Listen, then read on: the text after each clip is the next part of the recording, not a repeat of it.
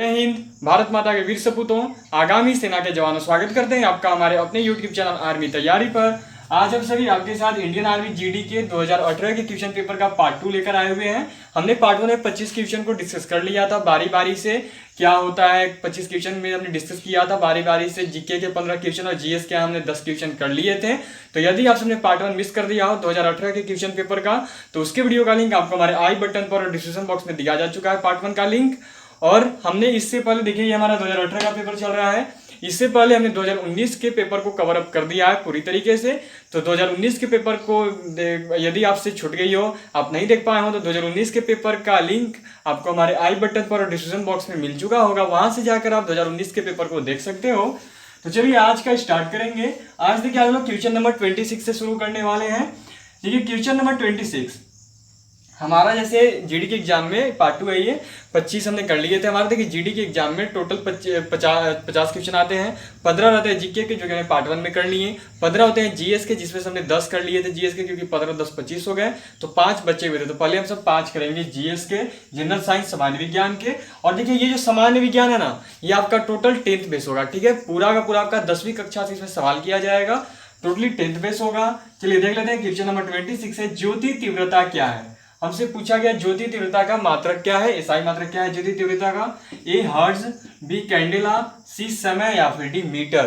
तो देखिए ज्योति तीव्रता का जो मात्रक होता है वो होता है देखो आपका कैंडेला। क्या होता है, तो वो होता है देखो जो बी नंबर ऑप्शन में दिया गया है, और वो क्या है, तो वो है देखो आपका कैंडेला। चलिए इसी के साथ हमारा क्वेश्चन नंबर 26 कंप्लीट हो चुका है। अब नेक्स्ट क्वेश्चन 27 27 नंबर कर लेंगे। क्वेश्चन नंबर 27 27 नंबर सवाल दिया गया है, विटामिन ए का रासायनिक नाम क्या है। हमसे विटामिन ए का रासायनिक नाम पूछा गया है। ऑप्शन दिया गया है, ए काइमिन, बी टोकोफेरॉल, सी राइबोफ्लेविन या फिर डी रेटिनॉल। तो देखिए विटामिन ए का जो रासायनिक नाम है वो है आपका रेटिनॉल। क्या है विटामिन ए का रासायनिक नाम, तो डी नंबर ऑप्शन। और डी नंबर में क्या दिया गया है, तो डी नंबर में देखो आपका दिया गया है रेटिनॉल। अब यदि बात की जाए कि काइमिन, काइमिन किसका है, तो देखो काइमिन जो है, ठीक है, काइमिन जो है, काइमिन रासायनिक नाम है आपका B1 का, ठीक है। काइमिन किसका नाम है, B1 का। टोकोफेरॉल नाम है देखो ई, विटामिन ई का। और राइबोफ्लेविन है विटामिन B2 का, ठीक है। मतलब कि विटामिन ए का रासायनिक नाम क्या हो गया क्वेश्चन के अनुसार, तो वो है रेटिनॉल। विटामिन ए का रासायनिक नाम क्या होता है, तो वो रेटिनॉल होता है। अब हम सभी क्वेश्चन नंबर 28 कर लेंगे। 28 नंबर सवाल दिया गया है, पायरिया से प्रभावित अंग कौन सा है। हमसे पूछा गया कि जब पायरिया की बीमारी होती है तो निम्न में से कौन सा अंग उस रोग से प्रभावित होता है। ए तिल्ली, बी त्वचा, सी पैर या फिर डी मसूड़े। तो देखिए इसका सही उत्तर है मसूड़े। जब पैरिया होती है तो पैरिया से प्रभावित अंग कौन सा है शरीर का, तो वो होते हैं मसूड़े। मसूड़ों में पैरिया होती है, दांतों में पैरिया नामक रोग होती है। हम सभी क्वेश्चन नंबर 29 कर लेंगे। नंबर 29 29 नंबर सवाल दिया गया है, सबसे व्यस्त मानव अंग कौन सा है।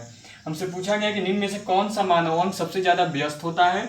ए मस्तिष्क, बी हृदय, सी पेट या फिर डी हाथ। तो देखिए हमारे शरीर का, मानव शरीर का जो सबसे व्यस्त अंग है वो है उसका दिल। मानव का दिल सबसे ज्यादा व्यस्त अंग है शरीर का, हृदय। चलिए हम सभी क्वेश्चन नंबर 30, और ये देखिए ये जीएस जनरल साइंस सामान्य विज्ञान का आखिरी क्वेश्चन होगा, क्योंकि 5 हम लोग इसमें कर लेंगे और 10 हमने पहले पार्ट 1 में किया था, तो 15 आता है, 15 हो जाएंगे। चलिए क्वेश्चन नंबर 30 नंबर सवाल किया जा रहा है, सबसे बड़ा जीवित पक्षी कौन सा है। हमसे पूछा गया कि निम्न में से कौन सबसे बड़ा जीवित पक्षी है। ए गोरिल्ला, बी कीवी, सी शुतुरमुर्ग या फिर डी मोर। तो देखो आप सब तो बहुत अच्छी तरीके से जानते हो कि सबसे बड़ा जीवित पक्षी कौन सा है। सबसे बड़ा पक्षी तो वो होता है शुतुरमुर्ग। चलिए यहाँ पे हमारा जीएस का कंप्लीट हो चुका है। 15 हमने किए, 10 हमने कर लिए थे पार्ट 1 में, और 5 हमने कर लिए यहाँ पे। तो हो गए 15 जीएस जनरल साइंस सामान्य विज्ञान के, और 15 हमने पार्ट 1 में जीके के किए थे, जनरल नॉलेज सामान्य ज्ञान के। तो 30 तो हो गए। अब बाकी जो 5 आपका रीजनिंग बचा हुआ है और 15 बचा हुआ है मैथ। तो हम सब 5 रीजनिंग का कर लेते हैं। तो 30 से 35 तक, 30 से लेकर 35 तक हमारा रीजनिंग होगा। चलिए शुरू करते हैं। 31 नंबर सवाल दिया गया है, विषम की पहचान करें। हमें बताना है निम्न में से विषम कौन है। कहने का मतलब है कि ये जो 4 जो ऑप्शन दिए गए हैं, इन चारों में से कोई ऐसा होगा जो बाकी 3 के साथ मेल नहीं खाता है। तो हमें बताना है, ए सेव, बी गाजर, सी जामुन, डी संतरा, ठीक है।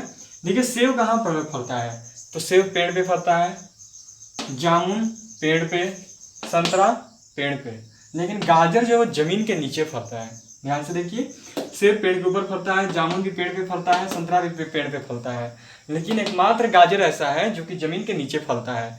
तो इसलिए ये सब क्या हो गए, तो ये तीनों जो है ये तीनों जमीन के ऊपर फलने वाले हैं, और ये एकमात्र ऐसा है जो जमीन के नीचे फलने वाला। तो हमारे यहाँ विषम कौन है, अलग कौन है, तो वो है देखो आपका बी नंबर ऑप्शन, और वो दिया हुआ है गाजर। चलिए हम सभी क्वेश्चन नंबर 32 32 नंबर करेंगे। पर 32 32 नंबर सवाल दिया गया, यदि मास्टर को SFUTBN लिखा जाता है तो करंट को क्या लिखा जाएगा। हमें यहाँ पे 4 ऑप्शन दिए गए हैं, तो चलिए पहले क्या लिखा जाता है उसको लिख लेंगे। तो मास्टर को क्या लिख रहा है, लिख लेंगे पहले MASTER। देखो ये कोडिंग डिकोडिंग एक चैप्टर होता है, रीजनिंग में उससे क्वेश्चन किया गया है। क्या दिया हुआ है, क्या लिखा जा रहा है, तो लिखा जा रहा है SFUTBN, यही लिखा जा रहा है ना। पूछा क्या गया, करंट को क्या लिखा जाएगा, CURRENT। ध्यान से देखिएगा ना, तो आपको इसमें एक पैटर्न दिखेगा, यही इसको जो ये लिखा जा रहा है ना, इसमें एक पैटर्न छिपा हुआ। ध्यान से देखिए, आर का अगला क्या होता है, एस, तो एस लिखा। अब फिर ई का अगला क्या होता है, तो ई का अगला होता है एफ, तो देखिए यहाँ पे एफ लिखा। फिर इधर आ रहा है टी का अगला क्या होता है, तो STU, तो एफ के बाद यहाँ देखिए यू लिखा, ठीक है। अब फिर क्या है एस, तो एस के बाद क्या होता है ST, तो टी होना चाहिए, देखिए अब यहाँ पे टी लिखा हो गया, देखिए टी लिखा। अब क्या है ए का अगला क्या होता है, तो बी, तो देखिए बी लिखा है। अब क्या है एम का अगला क्या होता है, तो MN, तो यहाँ देखिए एम लिखा है। बस वही क्या, केवल क्या इधर से शुरुआत किया है, और इनके अगला पद को उधर लिखते गया है। तो हम लोग वैसे ही करेंगे, जिस तरह आर से शुरुआत किया था और आर का अगला पद एस लिखा था, तो हम लोग टी से शुरुआत करेंगे और टी का अगला पद क्या होगा, तो STU, क्या होता है यू, तो ये लिख देंगे। अब देखो ई का अगला पद एफ लिखा था, तो हमारे पास एन है, हम एन का अगला पद लिखेंगे, तो एन का अगला पद क्या होगा, तो MNO, अगला पद क्या हो गया एन से, तो वो हो गया ओ। अब देखो यहाँ पे टी था, टी का अगला पद था STU, तो यहाँ देखो यू लिखा था। अब यहाँ पे ई है, तो ई का अगला पद क्या होता है, ई का अगला पद है देखो EF, तो क्या करेंगे हम सब एफ लिख देंगे। अब क्या है एस, ठीक है, एस का अगला पद यहाँ पे लिखा है टी, ठीक है, एस का अगला पद यहाँ पे लिखा है देखो टी, और हमारे पास यहाँ पे क्या है, देखेंगे ध्यान से, हमारे पास क्या है, तो हमारे पास देखो आर का अगला पद क्या होता है, बताइए, आर का अगला पद PQRS। उसी तरह यहाँ पे देखो आर है, आर का अगला पद क्या होगा, तो एस। अब देखो यू, ठीक है, यहाँ पे ए था, ए का अगला पद बी लिखा, तो इस तरह यू है, ठीक है ना, यू है, तो यू का अगला पद क्या होगा, तो यू भी, तो भी हो गया। अब सी का अगला पद क्या होता है, तो CD, लेकिन कहीं पे है UOFSSVD, देखो ये C नंबर में है, तो यही हो गया हमारा आंसर। इस तरह से रीजनिंग को बनाया जाता है। अगर कोई इशू हो तो कमेंट करके पूछ लेना, मैं आपको और डीपली जाकर बता दूंगा। चलिए अब हम सभी क्वेश्चन नंबर 33 33 नंबर करेंगे। क्वेश्चन नंबर 33 33 नंबर सवाल दिया गया है, गलत पद की पहचान करें। हमें यहाँ पे एक सीरीज दी गई है, एक श्रेणी दी गई है, उसमें हमें गलत पद को पहचानना है कि गलत पद क्या है इनमें। तो चलिए पहले जो पद दी गया है, जो सीरीज दिया गया है उसे लिख लेंगे। जो श्रेणी है देखो 2 5 7 10 12 और फिर आपका देखो 14, ये श्रेणी है। क्या हो रहा है, देखो ये किस तरह से बढ़ रहा है, तो 2 में 3 जोड़ेंगे तो कितना आएगा 5, 5 में 2 जोड़ेंगे तो कितना आएगा 7, वापस 7 में 3 जोड़ेंगे तो कितना आएगा 10, और वापस 10 में देखो यहाँ पे 2 जोड़ रहा है तो आ गया 12, +3 +2 +3 +2, तो 2 के बाद क्या हो रहा है, अगला पद +3 हो रहा है, तो इसका मतलब यहाँ पे भी क्या होगा +3 होगा। तो जब 12 में 3 जोड़ोगे तो होना चाहिए 15, लेकिन है यहाँ पे क्या 14, इसका मतलब ये गलत है, क्योंकि देखो 3 2 +3 +2 +3 +2, 2 के बाद अगला 3 जोड़ा जा रहा है, फिर 3 के बाद 2 जोड़ा जा रहा है, 2 के बाद अगला 3 जोड़ा जा रहा है, तो हम 3 जोड़ेंगे तो 12 और 3 15 होना चाहिए था, लेकिन हो रहा है 14, इसका मतलब गलत कौन है, तो गलत हो गया ये, यहाँ पे होना चाहिए था 15 14 की जगह, इसलिए हमारा उत्तर क्या होगा 14। गलत पद कौन सा है, तो जो गलत पद है वो है देखो आपका 14।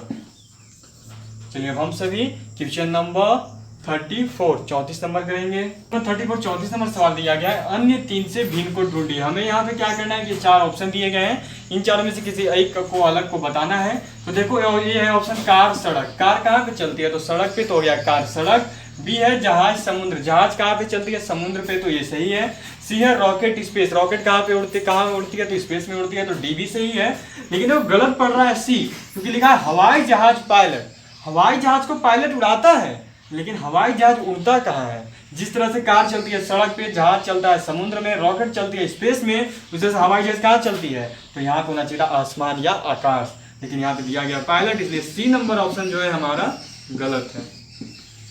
चलिए अब हम सभी क्वेश्चन नंबर 35, और ये हमारा रीजनिंग का लास्ट क्वेश्चन होगा। 35 नंबर सवाल दिया गया है 3:27 समानुपाती, यहाँ पे क्वेश्चन मार्क किया गया और फिर है 125। देखो ये एनालॉजी से क्वेश्चन है, ठीक है। एक एनालॉजी सादृश्यता होती है, एनालॉजी होता है आपका रीजनिंग में, उससे ये क्वेश्चन किया गया है। देखिए यहाँ पे संबंध बताना है कि जिस तरह से 3 में से 27 में संबंध है, उसी तरह निम्न में से किसका संबंध है 125 से, ठीक है। हमें संबंध बताना है कि जिस तरह 3 का संबंध 27 से है, उसी तरह निम्न में से किसका संबंध 125 से है।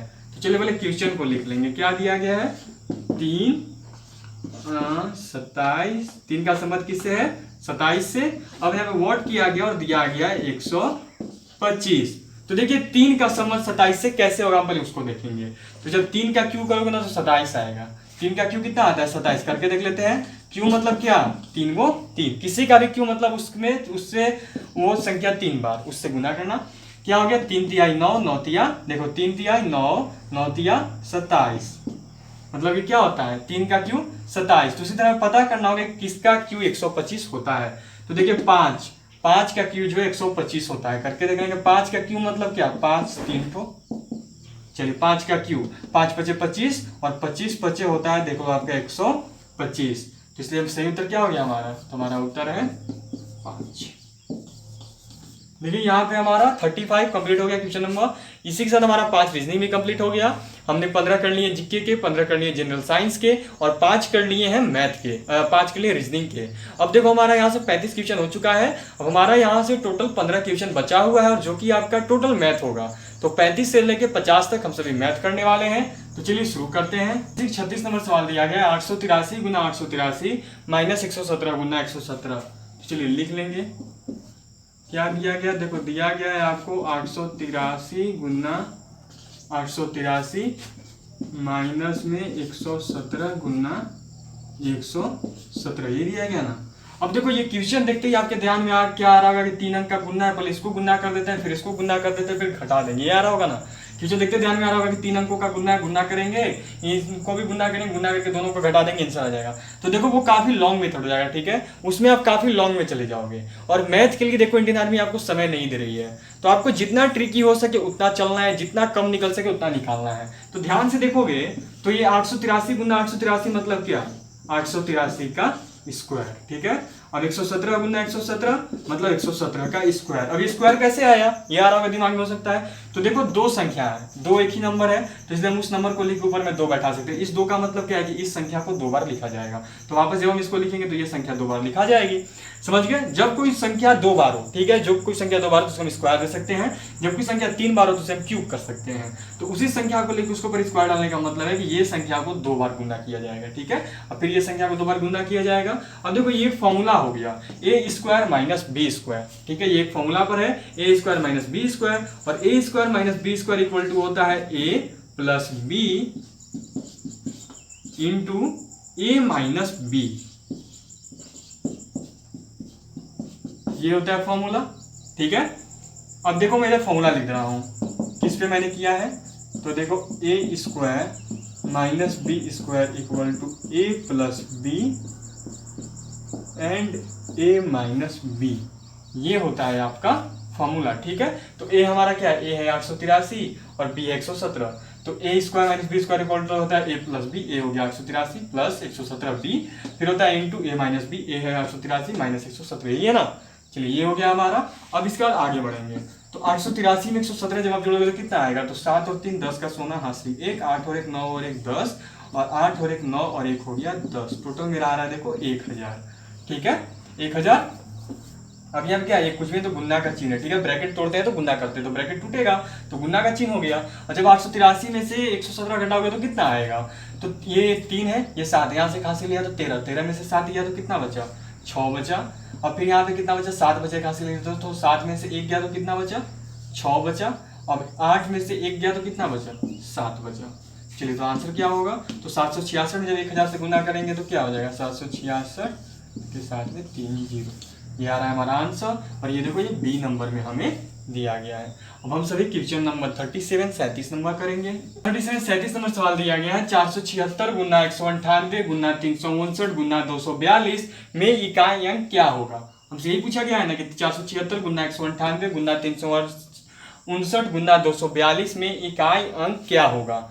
तो देखो अगर आप सोच रहे होगे कि इन सबको गुना करेंगे तो सोचो कितना लंबा गुना होगा, ये कितना लंबा मल्टीप्लिकेशन होगा, आप ये सोच के देख लो एक बार, ये कितना ज्यादा गुना करना पड़ेगा। तो इसीलिए मैं बोलता हूँ कि आर्मी आपको देखो क्वेश्चंस दे रही है लेकिन आपके माइंड से क्लियर, अगर इसको ट्रिकली बनाओगे ना देखना 2 मिनट भी नहीं लगेगा, 1 मिनट के भी अंदर में ये बनेगा, ठीक है। क्या है क्वेश्चन, पहले उसको लिखेंगे, 476 गुना 198 गुना 359 और फिर गुना में 242, यही है ना।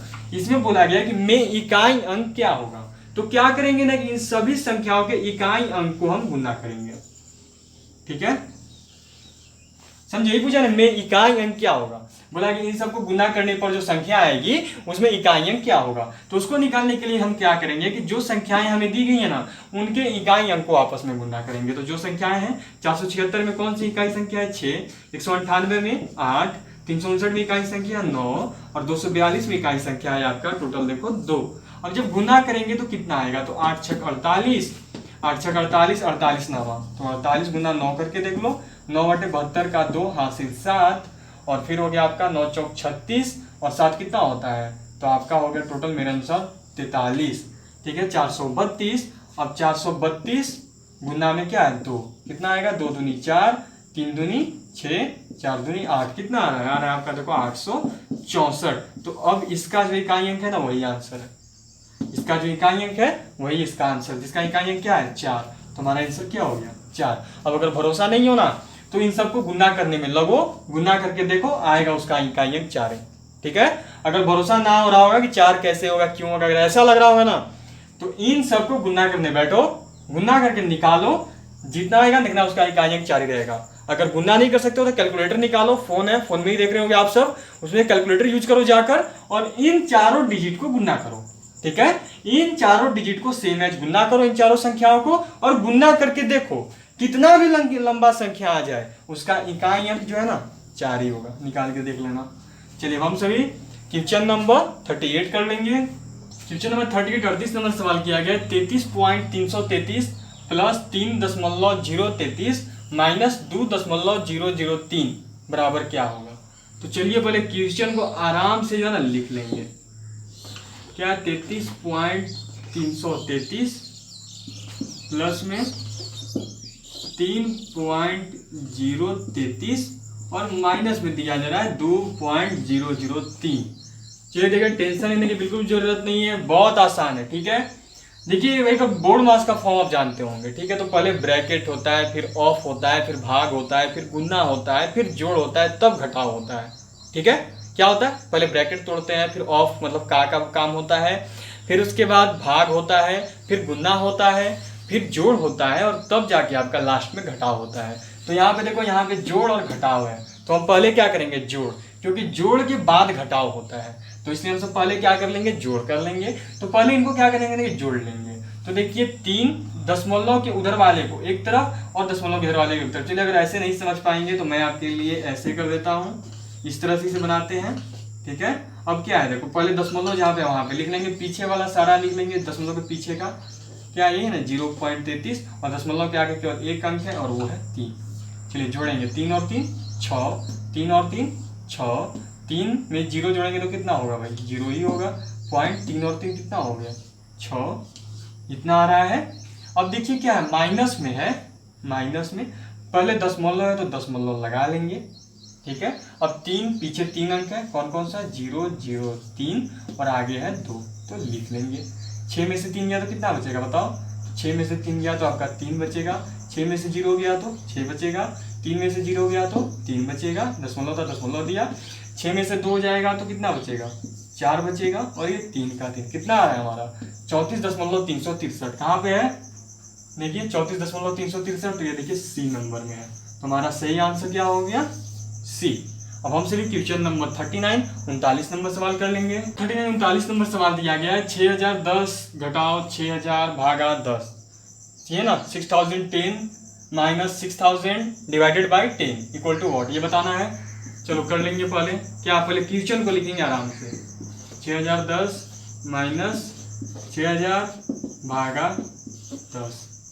चलो देखो आप सब, ये फिर से बोर्ड का फॉर्म है, ठीक है। और देखो आप सब भी जानते हो भाई क्या होता है बोर्ड में, पहले भाग देंगे कि पहले घटाएंगे। अभी भी मैंने बताया था बोर्ड में पहले ब्रैकेट होता है, फिर ऑफ का काम होता है, फिर होता है डिवाइड, फिर होता है मल्टीप्लीकेशन भाग गुना, फिर होता है आपका एडिशन जोड़, और फिर होता है सब्ट्रैक्शन घटाओ, ठीक है। तो क्या है यहाँ पे घटाओ और भाग है, तो पहले क्या होगा, तो घटाओ से पहले भाग का काम करते हैं, क्योंकि ब्रैकेट के जस्ट बाद भाग होता है और घटाओ सबसे लास्ट में होता है, इसलिए क्या पहले भाग देंगे। तो चलिए कर लेंगे, 6010 माइनस क्या है 6000, और भागा 10 का मतलब क्या है, तो सीधी सी बात है भागा 10 का मतलब है बटा 10। चलिए तो 1 0 से 1 0 कट जाएगा, क्या आ गया, तो अब देखो आपका आ गया 6010 माइनस में 600। तो देखो जब 6010 में से 600 घटाओगे ना तो आपका कितना आएगा, तो आपका आएगा देखो 5410। ये हो गया आपका आंसर बी नंबर। चलिए हम सर क्वेश्चन नंबर 40 नंबर सवाल देख लेंगे। 40 नंबर सवाल दिया गया है 845 का 3/5 तथा 333 का 2/3 का अंतर ज्ञात करें। फिर से देख लेंगे क्या दिया है, 845 का 3/5 तथा 333 का 2/3 का अंतर ज्ञात करें। चलिए अंतर बताना है, लिख लेंगे पहले आराम से, क्या बोला गया क्वेश्चन को वो लिखेंगे। दिया हुआ 845 का 3/5 तथा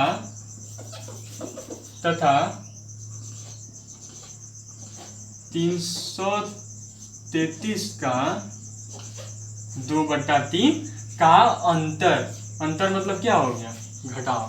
तो इन दोनों के बीच का हमें अंतर बताना है, लिख लेंगे पहले 845। मैथ में देखिए का ऑफ का मतलब होता है गुना मल्टीप्लीकेशन, तो का की जगह हो गया गुना, और अब हो गया 3/5 माइनस क्या है दिया हुआ है देखो 333, का मतलब हो गया गुना और फिर 2/3। 5 से जब 845 को काटिएगा तो कितना बार में जाएगा, तो हो गया 5 एकम 5, 8 पचे 40 और 9 पचे 45। फिर से कट के देख लेंगे एक बार, ठीक है, कहीं गलत ना हो रहा हो। 5 से कितना कट कर रहे हैं 845, 5 एकम 5, कितना बचेगा 3 बचेगा, और फिर हो गया 4, तो 5 छक 30, कितना हो गया 4 और 5, और फिर हो गया देखो आपका 5 45, कितना रहा 169। ये मेरा गलत हो रहा था, चलिए 169 हुआ। अब 3 से जब 333 को कट करेगा 3 से एक बार में मतलब 111 बार में। चलिए इससे पहले मिटा दिया जाए,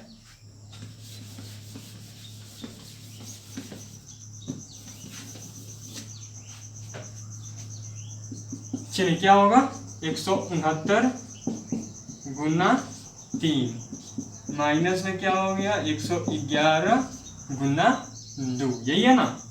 169 गुना 3 करेंगे तो 9 3 27 के साथ हासिल 2, 36 18 और 2 हो गया 20 हासिल 2, 3 और 2 हो गया 5, माइनस में क्या हो गया तो हो जाएगा देखो 222, यही होगा। क्या होगा 5 7 में से 2 गया तो 5, ठीक है, 7 में से 2 गया तो कितना बचेगा, तो 7 में से पहले देखिए 169 गुना 3 एक बार फिर से हम लोग करके देख लेते हैं, कहीं मिस्टेक ना हो रहा हो। 9 तिया 27 का 7 हासिल 2, 36 18 और 2 हो गया 20 का सोना हासिल 2, 3 और 2 हो गया 5, सही है ना, 507 माइनस 222। क्या हो गया 7 में से 2 गया तो कितना बचेगा, तो 7 में से 2 गया तो आपका देखो बचेगा 5, यहाँ तो क्या 0 है 2 है तो 1 हासिल लेंगे इसमें से, तो अब ये बन गया 10, 10 में से 2 गया तो कितना बचेगा, तो हो गया 8 अब यहाँ पे कितना हो जाएगा, देखा से लिए थे तो यहाँ पे बच गया था 4, 4 में से 2 गया तो कितना हो जाएगा, तो आपका हो जाएगा देखो 285 आ रहा है क्वेश्चन नंबर बी। अब हम चलिए क्वेश्चन नंबर 41 कर लेंगे। 41 नंबर सवाल दिया गया है 6696 भागा 12 प्लस 294 इक्वल टू वॉट, हमें इसका मान निकालना है। चलिए लिख लेंगे क्या दिया गया है। दिया गया देखो 6696 भागा 12 का मतलब क्या हो गया, बट्टा 12 और प्लस में क्या है 294 बराबर वॉट। तो 12 से जब 6696 को भाग देंगे तो कितना आएगा, तो देखो 12 25 60, 12 25 60 और क्या होगा, तो क्या होगा 12 × 96 558 करके देखते हैं। 12 से कितना है 66 96, 12 25 60 कितना बचा 6, अगला डिजिट है 9। 12 25 60 ही चलेंगे क्योंकि 12 छक 72 हो जाएगा, इससे ज़्यादा इसलिए कम में ही चलेंगे, तो हो गया 12 25 60 बचा 9, अगला डिजिट 6। तो आप सब जानते हो कि 12 × 96 होता है, ठीक है डन। कितना आ रहा 558 लिख लेंगे, 558 प्लस में 294, जब इनको जोड़ेंगे तो कितना आएगा, तो 8 4 12 का 2 हासिल 1, 9 5 14 और 1 15 का 5 हासिल 1, 5 7 और 1 8, 852। ठीक है कितना आ रहा है आपका, देखो आ रहा है 852 जी, 852 आ रहा है। तो 852 कहाँ दिया हुआ है, तो ये देखो ये ऑप्शन डी में होगा क्योंकि ये मिस्टेक से 3 यहाँ पे हो चुका है, ये यहाँ 5 होना चाहिए। ठीक है तो सही उत्तर हमारा क्या हो गया डी 852। चलिए हम सभी क्वेश्चन नंबर 42 42 नंबर सवाल देख लेंगे। क्वेश्चन नंबर 42 42 नंबर सवाल दिया गया है √1225 बराबर वॉट, √1225 इक्वल टू वॉट। चलिए करके देख लेंगे।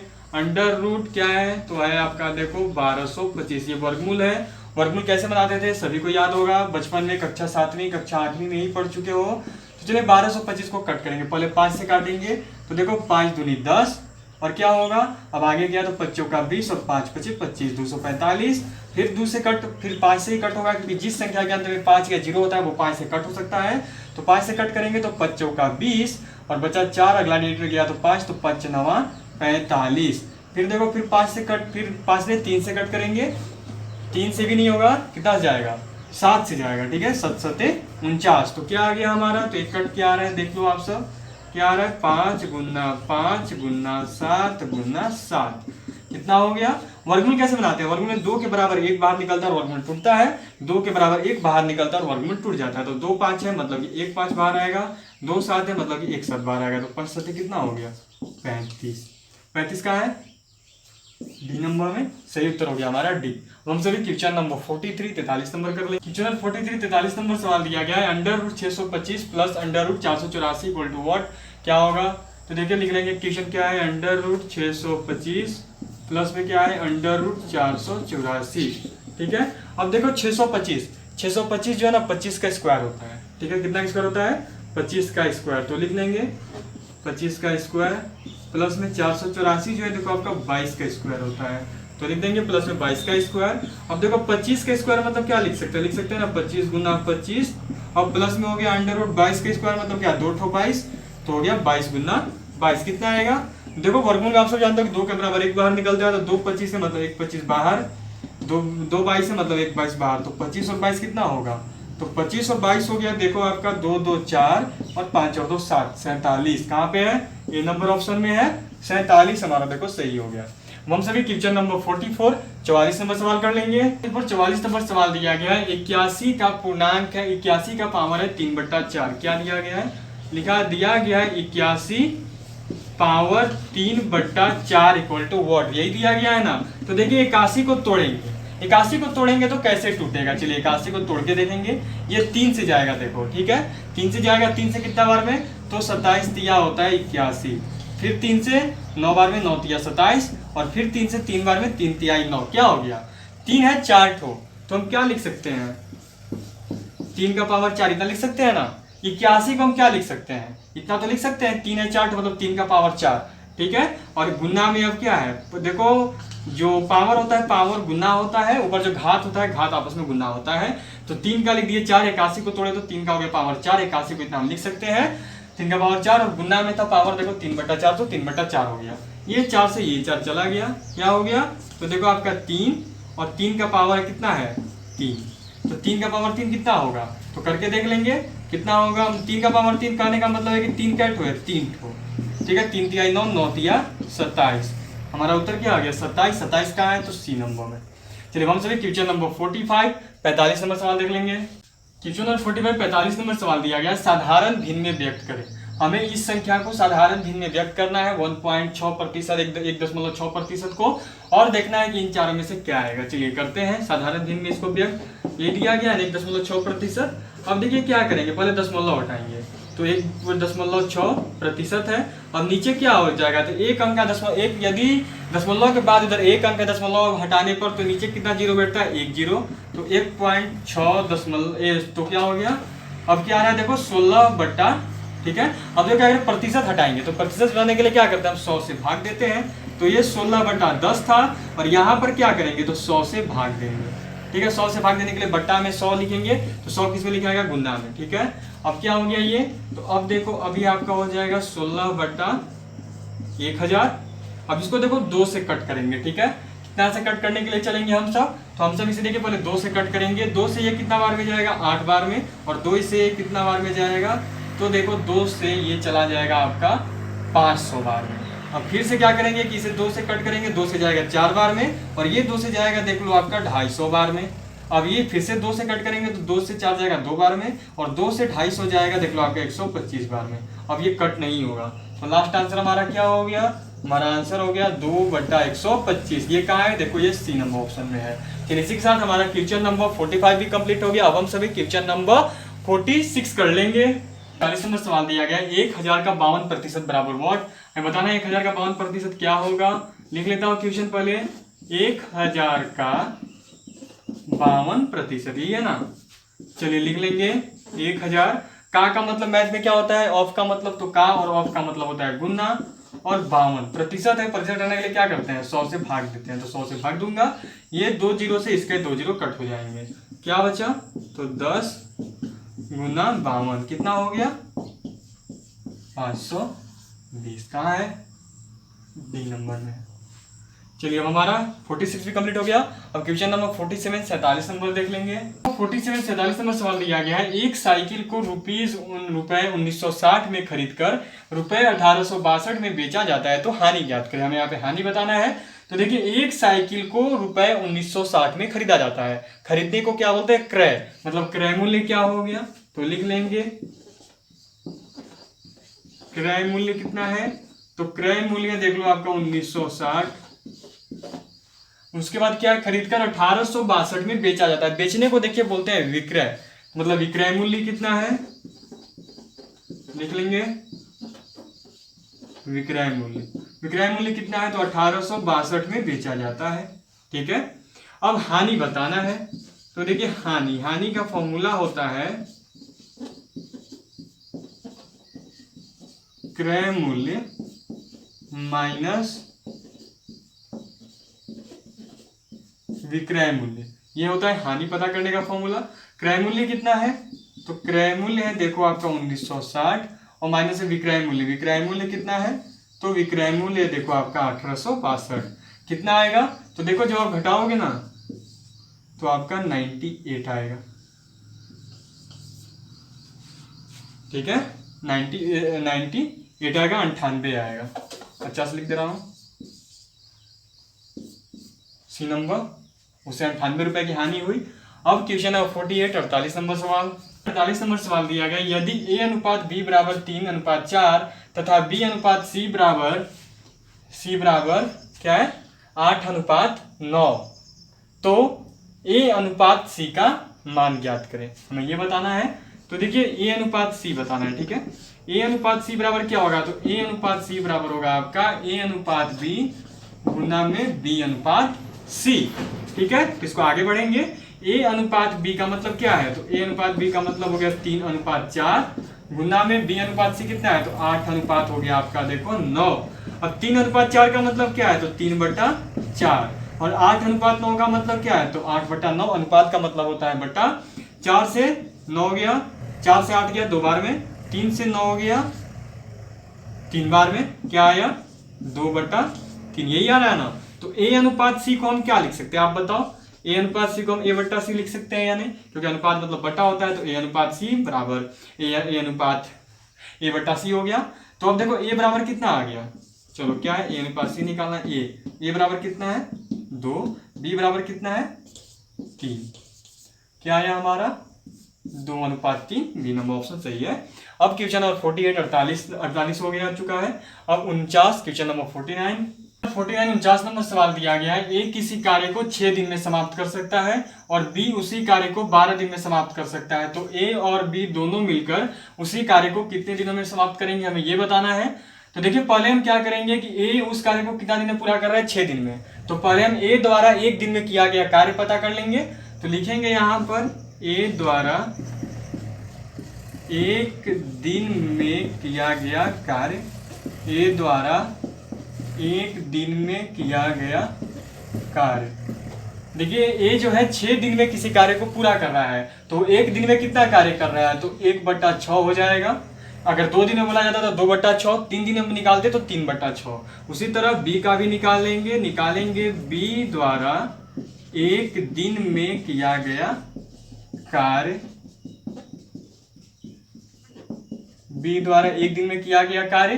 तो बी कितना दिन लगा रहा है किसी काम को खत्म करने में, तो बी लगा रहा है 12 दिन। तो 1 दिन में कितना करेगा, सीधी सी बात है 1/12 करेगा। ये हो गया। अब बोला गया है कि ए और बी दोनों मिलकर उसी कार्य को कितने दिन में समाप्त करेंगे। तो अब हम ए और बी दोनों द्वारा 1 दिन का कार्य निकाल लेंगे। क्या करेंगे, ए प्लस बी द्वारा 1 दिन का कार्य। यही बोला गया ना कि ए प्लस बी मतलब ए और बी दोनों मिलकर उस कार्य को कितने दिन में पूरा करेंगे। तो उसे निकालने के लिए हम क्या करेंगे, ए प्लस बी, ए और बी द्वारा 1 दिन का कार्य निकाल लेंगे। तो अब जोड़ देंगे 1/6 प्लस में क्या है, ए हो गया 1/6 और बी हो गया देखो 1/12, यही है ना 1/6। इधर चलते हैं, 6 और 12 का जब आप एलसीएम लीजिएगा तो होता है 12। 6 से 12 कितना बार में जाएगा, तो 6 से 12 जाएगा 2 बार में, 2 से ऊपर में गुना करेंगे तो हो गया 2। और 12 से 12 कितना बार में कटेगा, 1 बार में, 12 एकम 12। अब 1 जितना बार में कटता है उतना से ऊपर में गुना करते हैं। तो 1 से जब ऊपर में गुना करेंगे तो कितना हो गया 1। अब क्या आएगा, तो आ रहा है देखो 3/12, काटेंगे तो आ रहा है 1/4। 3 गया 1 बार में 3 के पहाड़ा से, और 3 के पहाड़ा से 12 गया 4 बार में, कितना आ गया 1/4।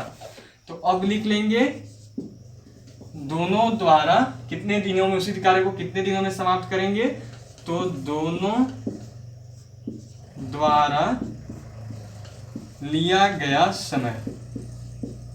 ठीक है, ये लिख लेंगे दोनों द्वारा लिया गया समय, ए और बी द्वारा।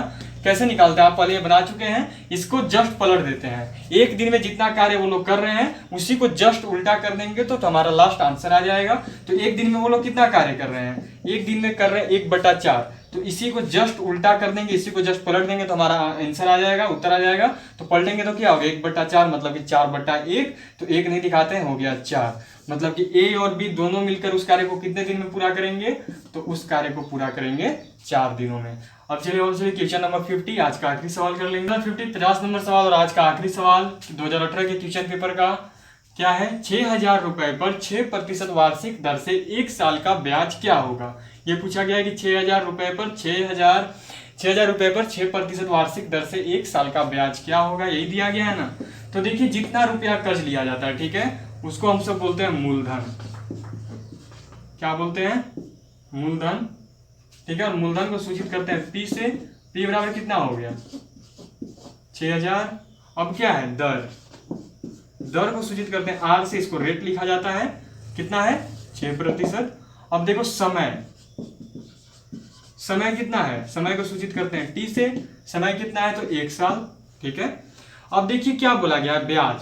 तो ये देखिए ये सीधा 1 साल का ब्याज निकालने के लिए बोला जा रहा है। इसका मतलब ये क्या हो गया, ये आपका साधारण ब्याज हो गया। ठीक है, साधारण ब्याज बराबर में क्या फॉर्मूला होता है साधारण ब्याज का, P गुना R गुना T बटा में 100। P कितना है 6,000, R कितना है 6, T कितना है समय 1 है 1 साल, और बटा में क्या है 100। ये 2 जीरो देखिए, इसका 2 जीरो कट जाएगा। तो अब क्या हो गया 60 गुना 6 कितना आएगा 6×6 36। 360 जो है हमारा आंसर हो गया 360 है, देखो सी नंबर में। तो इसी के साथ हमारा 2018 का भी क्वेश्चन पेपर कंप्लीट हो गया। आपका हमारे से जुड़े रहने के लिए बहुत बहुत शुक्रिया। अब नेक्स्ट हम जीडी के 2017 के क्वेश्चन पेपर को लेकर आएंगे, जो कि पार्ट 1 पार्ट 2 में होगा। तो अभी के लिए इतना ही। आगे भी हमारे चैनल के साथ जुड़े रहें। यदि क्लास पसंद आई हो तो वीडियो को सब्सक्राइब कर दे, वीडियो को लाइक कर दे, पसंद करें। चैनल को सब्सक्राइब जरूर कर दें ताकि आपको और भी जीडी की क्लासेज ऐसे ही मिलती रहे। और यदि बात की जाए तो वीडियो को शेयर कर दे प्लीज़ अपने फ्रेंड सर्कल में। अभी के लिए इतना ही। जय हिंद, जय भारत।